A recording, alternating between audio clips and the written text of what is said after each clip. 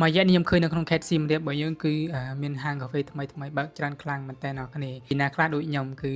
ឃើញគេថតកន្លែងស្អាតៗ review កន្លែងស្អាតៗអីបានត្រឹមសៀវទុកត្រឹមអត់បានទៅហ្នឹងគេល្បីមកកន្លែងផ្សេងទៀតបាត់ហើយអញ្ចឹងអានេះខ្ញុំនាំអ្នកគ្នាមកស្គាល់ហាងកាហ្វេថ្មីមួយកន្លែងទៀតខ្ញុំឃើញការដេករបស់គាត់គឺចាប់អារម្មណ៍ខ្លាំងមែនទែនដោយសារគាត់ដេកលក្ខណៈបែបពណ៌បៃតងពណ៌ខ្ញុំចូលចិត្តហ្មងកន្លែងនេះគឺមានឈ្មោះថា Studio Matcha ពេលទាំងអស់គ្នាចូលមកដល់គឺ counter នៅខាងមុខនេះគឺយើងអាចធ្វើការកម្មង់ទៅហើយយើងរងចាំនៅក្នុងបានហើយចំពោះបរិយាកាសនៅក្នុងនេះគឺប្លែកម្យ៉ាងណាគ្នាហើយចំពោះទីតាំងវិញមិនជាធំណាស់ទេគឺដូចតែគ្នាបានឃើញនៅក្នុងវីដេអូនេះអញ្ចឹងគឺមានកន្លែងអង្គុយហើយនៅក្នុងគេមានដេកលក្ខណៈបែបនិយាយរួមគឺពណ៌បៃតងទាំងអស់ហ្មងនៅក្នុងហើយយើងដើរទៅខាងមុខបន្តិចទៀតទៅយើងឃើញលក្ខណៈបែបខ្ញុំមិនដឹងថាហៅថាអីទេកន្លែងនេះ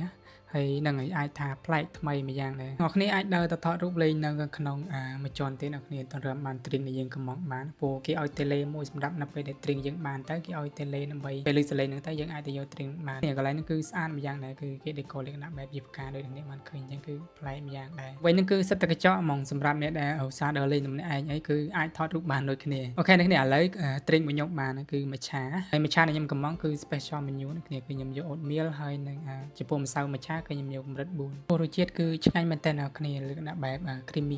រសជាតិខ្ញុំយកចិត្តហ្មងហ្នឹងអ្នកគ្នាវីដេអូរបស់ខ្ញុំគឺមានតែប៉ុណ្្នឹងទេអ្នកគ្នាអាចទៅសាកបានក្នុងពេកបនបន្ទុកអ្នកគ្នាអាចចូលថតរូបក៏បានទៅញ៉ាំអីតិចតួចក៏បានដែរអញ្ចឹងវីដេអូរបស់ខ្ញុំគឺមានតែប៉ុណ្្នឹងទេអរគុណច្រើនបាយបាយ